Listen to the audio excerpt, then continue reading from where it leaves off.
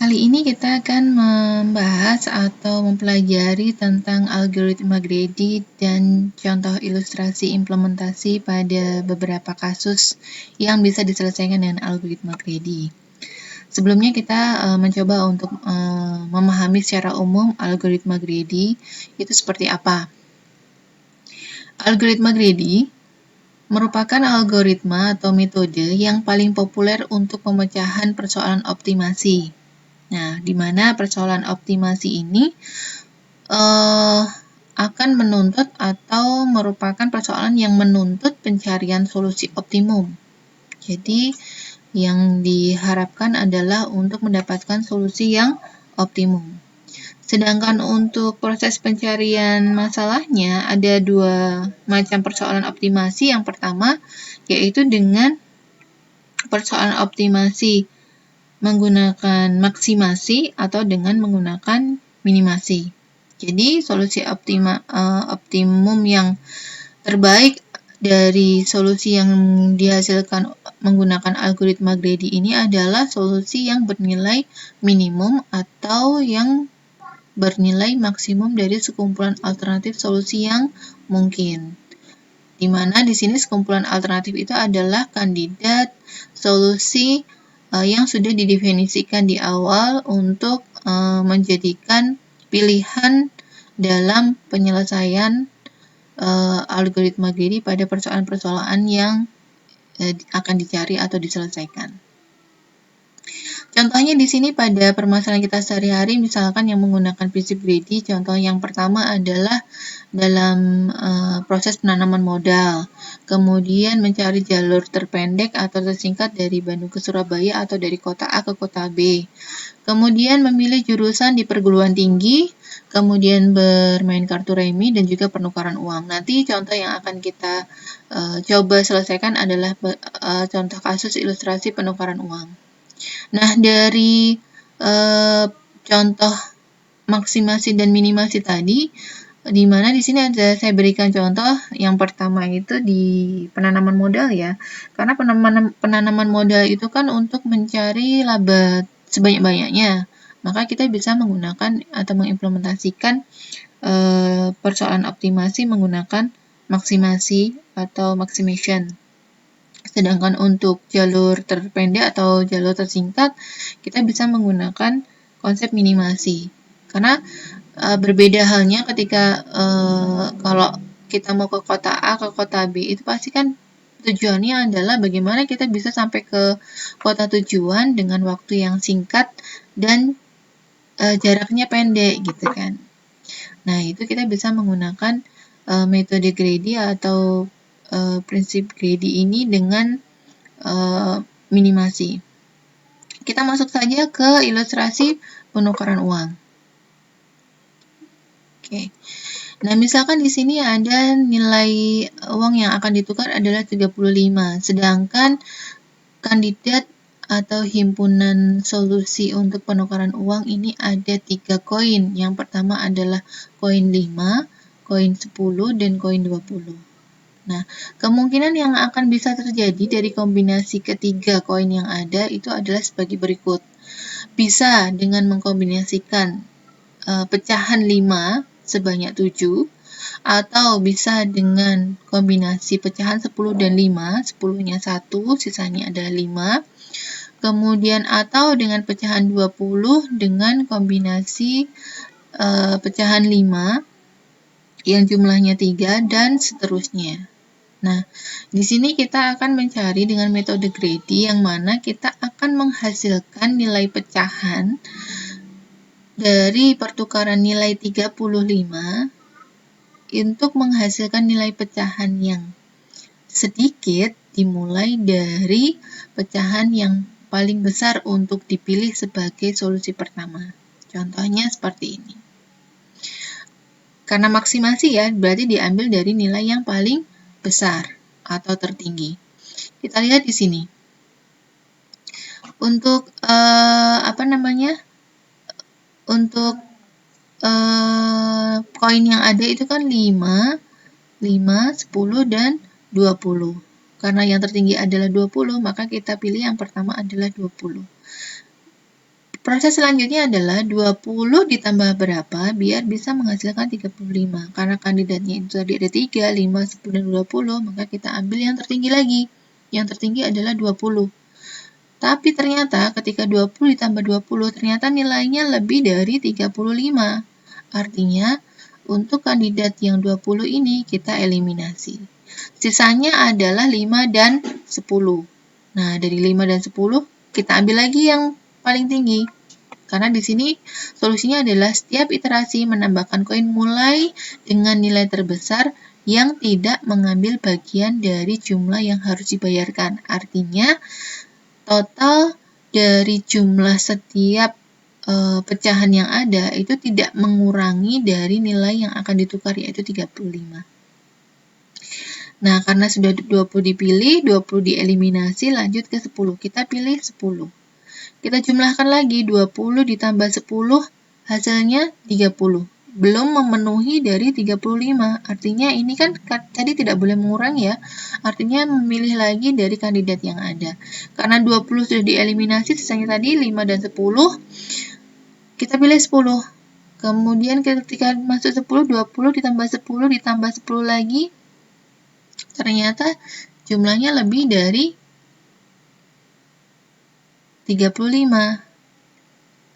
10 kita eliminasi, kita lanjut ke 5. Dari 5 ternyata 20, 10, 5, hasilnya 35. Maka proses selesai. Nah, ini tahapan penggunaan metode greedy dalam proses pertukaran uang. Penjelasannya dari masalah pertukaran uang, untuk himpunan kandidat adalah himpunan koin yang merepresentasikan nilai 5, 10, dan 20. Paling sedikit mengandung satu koin untuk setiap nilainya. Jadi pada setiap proses itu paling tidak ada satu koin yang dipilih. Kemudian himpunan solusi itu total nilai koin yang dipilih tepat sama jumlahnya dengan nilai uang yang ditukar. Jadi tidak boleh lebih dan tidak boleh kurang. Sedangkan untuk fungsi seleksi itu adalah pilihlah koin yang bernilai tertinggi atau bernilai maksimum dari himpunan kandidat yang tersisa. Tadi seperti contoh yang sebelumnya, karena 20 sudah dipilih, kemudian masih ada 20, tapi ternyata 20 sudah tidak bisa ditambahkan karena nilainya melebihi dari himpunan solusi, maka 20 dieliminasi. Sehingga yang digunakan untuk proses seleksi berikutnya adalah sisa dari himpunan kandidat yang ada, yaitu 5 dan 10. Dan begitu juga seterusnya. Kemudian untuk fungsi layak itu memeriksa apakah nilai total dari himpunan koin yang dipilih tidak melebihi jumlah uang yang harus dibayar atau ditukar. Tadi sudah dijelaskan. Kemudian untuk fungsi objektif itu adalah jumlah koin yang digunakan adalah minimum. Hasilnya jumlah koinnya itu paling sedikit. Kalau tadi sebelumnya saya sebutkan ada kombinasi 5, pecahan 5 sebanyak 7, kemudian kombinasi pecahan 10 dan 5, dan seterusnya. Itu kan jumlah koinnya banyak. Nah, kalau menggunakan algoritma greedy, dia akan menghasilkan jumlah koin yang digunakan untuk menukar uang 35 itu paling sedikit, yaitu hanya ada 3 koin saja, yaitu 20, 10, dan 5. Selanjutnya pada ilustrasi tree, di mana di sini kita akan mencari jalur yang memiliki nilai tertinggi atau nilai maksimum. Bisa diperhatikan di situ ada 5. Ada 5, kemudian di note berikutnya ada 4, 9, di note berikutnya ada 8, 27, 11, dan 13. Kita akan mencari jalur mana yang memiliki nilai yang optimum. Nah, kalau akan ada 2 cara. Yang pertama dengan pilihan greedy, dan yang kedua dengan pilihan sebenarnya dengan hasil yang seharusnya diperoleh, yaitu hasil yang maksimum.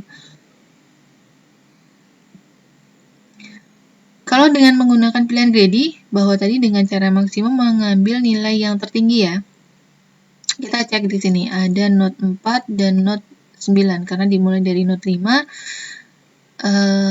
Langkah mana yang akan dipilih ada diambil yang tertinggi. Dari 4 dan 9 yang tertinggi adalah 9. Maka kita pilih 9. Kemudian dari 9 akan dipilih dari not berikutnya yaitu 11 dan juga 13. Maka yang tertinggi mana? 13. Maka kita pilih 13. Sehingga menghasilkan 5 ditambah 9 ditambah 13. Hasilnya 27. Tapi ternyata 27 ini belum menjadi solusi yang optimum karena masih ada nilai yang lebih tinggi dari 27.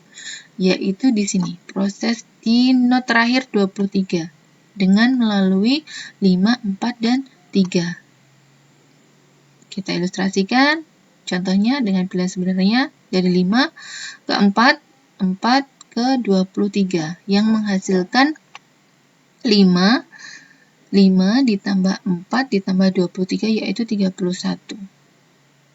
Nah, di sini sudah terlihat bahwa untuk hasilnya ternyata menggunakan metode greedy ini belum tentu optimum. Karena apa? Tadi yang dengan metode greedy pada contoh graf ini hasilnya 27, tapi ternyata ada jalur lain yang menghasilkan nilai optimum yaitu 31. Nah, pada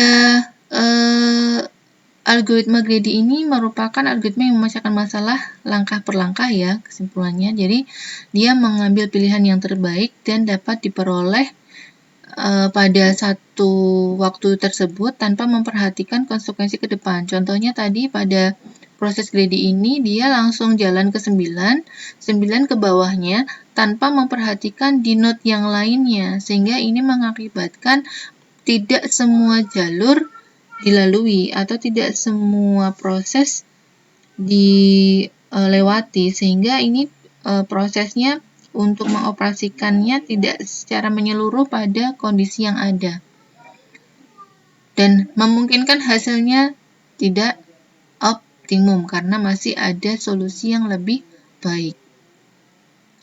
Kemudian berharap bahwa dengan memilih optimum lokal dengan setiap prosesnya tadi pada setiap langkah tadi itu akan berakhir dengan optimum global atau menghasilkan hasil yang optimal. Namun sekali lagi ternyata algoritma greedy sendiri ini untuk penyelesaian masalahnya tidak selalu berhasil memberikan solusi yang optimal. Jadi itu harapannya menjadi optimum global. Tapi kenyataannya dari studi kasus yang kita pelajari sebelumnya tidak menghasilkan solusi yang optimal. Nah, ini untuk contoh kasus algoritma greedy dalam implementasi pencarian nilai terbaik pada sebuah tree. Implementasi yang lain bisa menggunakan untuk masalah seleksi aktivitas, human coding, kemudian knapsack, kemudian minimum spanning tree, di mana ada dua algoritma, ada algoritma Kruskal dan Prim. Kemudian pada sorted path atau jalur terpendek menggunakan algoritma Dijkstra. Nanti untuk yang minimum spanning tree dan Dijkstra ini kita akan pelajari di materi-materi selanjutnya. Oke, terima kasih untuk penjelasan hari ini. Semoga bisa bermanfaat. Selamat belajar.